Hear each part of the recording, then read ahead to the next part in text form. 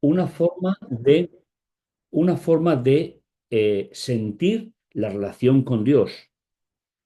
Decíamos el primer día que en la Biblia, sobre todo en la primera gran parte, la fe y la forma de actuar no tienen separación. Esos son conceptos muy, muy posteriores a la Biblia. Así que vamos a seguir, pues, meditando en el libro de Hebreos, en una tercera exhortación por parte del autor Pablo, el apóstol. ¿eh? El título de hoy, la primera parte es: Si hoy oís su voz, no endurezcáis vuestros corazones. Una expresión que el apóstol Pablo va a utilizar y va a desarrollar en el capítulo 4. Una exhortación preciosa que nos reanima en este día, así lo espero, a que podamos compartir con nuestro Señor las ilusiones, las decepciones, el caminar de este día que tenemos hacia adelante. El siguiente personaje que va a aparecer en el libro, hablamos de los profetas, hablamos de los ángeles, hablamos de Moisés, y hoy hay una comparación en el personaje siguiente de la lista que Pablo prepara inspiradamente, y es Josué. Y la carta nos va a deleitar en una comparación preciosa que tiene que ver con la experiencia de Josué y en lo que Jesús es superior a Josué. El siguiente personaje es el conquistador, Josué. Después, tras una larga travesía de 40 años por una zona no habitada, pero iluminada por la constante presencia de Dios en el día a día de ese pueblo trashumante, aparece la figura de Josué. En el libro de Hebreos, el futuro del pueblo de Dios no está pegado a una tierra, sino a la nueva Jerusalén. Y eso es lo que, utilizando la figura de Josué, nos va a plantear el apóstol en esta mañana. Por ello, la comparación de la obra del Hijo de Dios es superior a la de Josué y se va a deleitar en decirnos cuáles son esos puntos importantes de la superioridad. Dice el 4.1: vivamos pues precavidos, no sea que estando como está en vigor la promesa de entrar en su descanso, alguno de vosotros llegue rezagado. Este es el texto puente con el programa de ayer. Eh, el descanso en el cual se habla aquí es la eternidad. Es decir, posiblemente se esté refiriendo a algo así como traspasar de un estado a otro que permita al ser humano alcanzar la felicidad que el pecado nos limitó desde los orígenes. También nosotros hemos recibido la buena noticia, es decir, la proclamación, el Evangelio, lo mismo que ellos, pero la palabra que oyeron no les aprovechó. Y en el tema de hoy me vais a permitir una pequeña licencia literaria, porque creo que es muy, muy importante. El término que aparece aquí para palabra es el que se traduce en Juan 1:1. Es decir, no se refiere a una palabra escrita o dicha, sino se refiere a la naturaleza de lo que las versiones traducen por palabra o por verbo, según la traducción que tengáis normalmente costumbre de utilizar. Con lo cual nos está hablando, pero la persona, segunda persona de la deidad, que se hace ser humano, que oyeron, no les aprovechó, pero no se compenetraron con la fidelidad de los que la escucharon. De hecho, hemos entrado en el descanso los que hemos creído. Es decir, entramos en un descanso a través de una espera inteligente que llegará a materializarse en la segunda venida de Jesús. Pero esa confianza, mis hermanos, a la cual el apóstol está haciendo alusión, que tiene que tener el creyente, esa espera inteligente, esa espera que sabe dirigir cada acontecimiento de la vida hacia una meta, dice, según se dijo, y toma el Salmo 95:11, no, por eso os juré con ira, es decir, con un poco de desilusión, no entrarán en mi descanso. Y eso se dice de los que salieron de Egipto. Comentábamos ayer, hablando de Moisés, que solamente 3 de los que salieron entraron en la tierra prometida. El resto todos nacieron en el desierto y conocían la historia de la liberación simplemente por lo que se les contaba, pero no por lo que habían vivido. Pues en alguna parte se dice acerca del séptimo día, el séptimo día descansó Dios de todas sus obras, y este lugar de nuevo no entrarán en mi descanso. Para clarificar un poco esta idea, para que no nos centremos en el día de descanso de Génesis 2, sino eh, en el descanso en sí de las obras, dice, al establecer una conexión entre el Salmo 95:11, que menciona mi reposo, y Génesis 2:2, donde reposo se refiere al estado divino tras la culminación de la creación, el autor sostiene, Pablo, su argumentación en la promesa del Salmo, aluciendo a la entrada de la eternidad que fue inaugurada por el Hijo de Dios. Es decir, no estaríamos hablando en el capítulo 4 del sábado, sino de concretamente del reposo que Dios tuvo al finalizar la obra de la creación, junto con la idea del Salmo 95.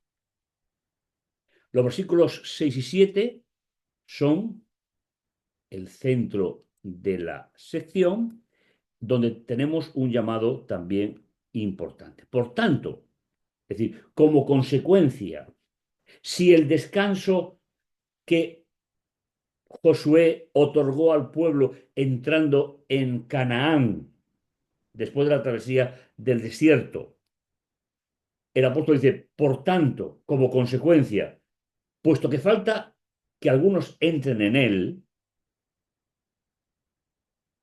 y los que oyeron las buenas noticias no entraron a causa de su desobediencia, el Señor fija un nuevo día. Fijaos qué argumentación tan interesante.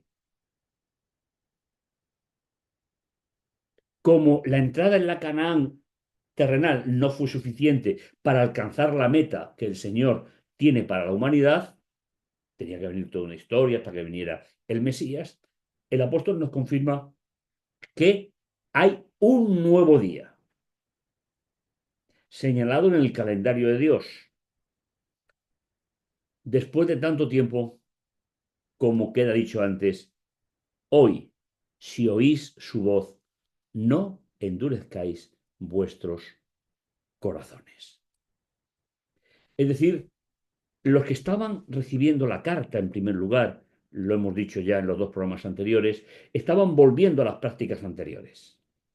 ¿Y eso qué suponía? Suponía volver a una tradición de siglos. Pero Jesús inauguró una nueva esperanza. Esperanza anunciada por los profetas. Daniel la anunció, por ejemplo, y está anunciada en prácticamente todos los libros de lo que escribieron los apóstoles. Pero si hoy el Señor está tocando tu corazón para que reactives, para que renueves, a través de la relación de estabilidad con Jesús, la esperanza en ese día del final del tiempo, no pongas tu corazón en reposo como si no hubiese pasado nada, porque esa voz de Dios es un llamado. No olvidemos un pequeño detalle, tal vez lo hayamos comentado en otras ocasiones, pero en la religión bíblica es Dios quien te busca, mientras que en las religiones humanas es el hombre quien busca a Dios. Tú estás aquí hoy y has despertado tus ojos porque has respondido a un llamado de Dios, porque la iniciativa viene de parte de Dios, no viene de nosotros. Porque si Josué, reflexión del apóstol, los hizo reposar, no hablará más de otro día. Fijaos que le está diciendo, en primer lugar, a los destinatarios, que la entrada en Canaán era para preparar toda una historia, pero que esa historia no fue definitiva o no era definitiva, sino que el verdadero reposo es el que el Hijo de Dios anunció, diciendo, y volveré otra vez y os tomaré conmigo, para que donde yo esté, vosotros también estéis. Por eso se expresa en el versículo 8, si lo que Josué hizo con el pueblo sería lo definitivo, que es lo que creían los que estaban volviendo hacia atrás, los que estaban abandonando a Jesús, no hablaría de otro día diferente a ese. Pablo entiende que la entrada en la tierra prometida es superado por la entrada en la eternidad que Jesús prometió. Y mi pregunta para mí mismo en este día y para ti es, ¿creemos que hay un día en el calendario de Dios que no ha sido revelado, pero que existe para que entremos en el reposo eterno? Sería, comparado con Génesis 2:2, cuando Dios terminó su obra y descansó, nos invita a que cuando restaure esa nueva obra de acabar con el pecado definitivamente en el planeta, a que descansemos eternamente con Él, de un mundo de pecado, de lágrimas, de llanto, de dolor. Esa eternidad que Jesús prometió y que está marcada, como os decía, en el calendario de Dios. Por tanto, queda un sábado con sentido, un descanso con sabbat, con el sentido del descanso. Repito, no se refiere al día, se refiere al sentido para el pueblo de Dios.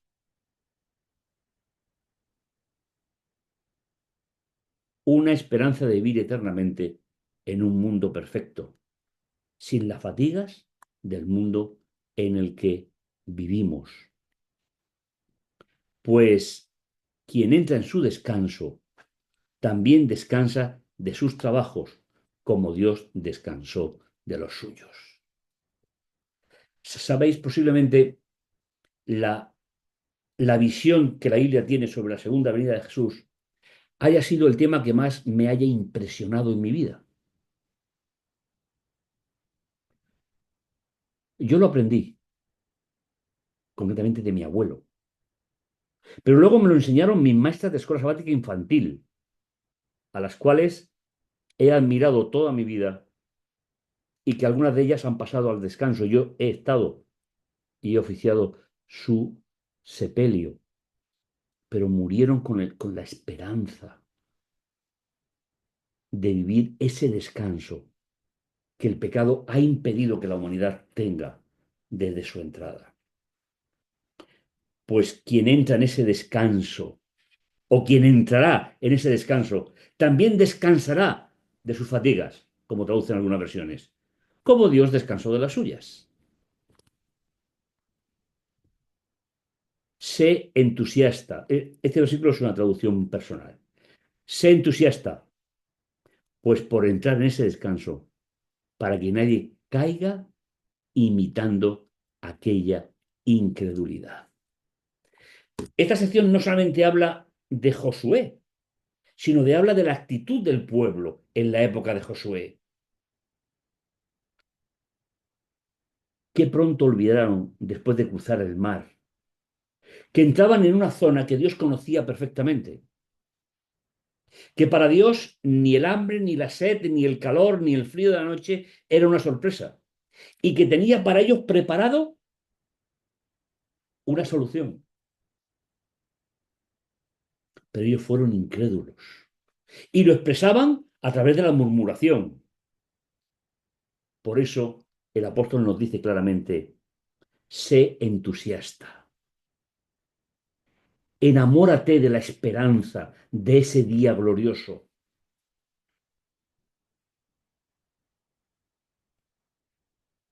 Por entrar en ese descanso, para que nadie caiga o imite la historia pasada. Pues quien entra en ese descanso también descansará como Dios las suyas. Sé entusiasta. Y la segunda parte del tema de hoy es un tema importante, porque forma parte de la exhortación que estamos viendo.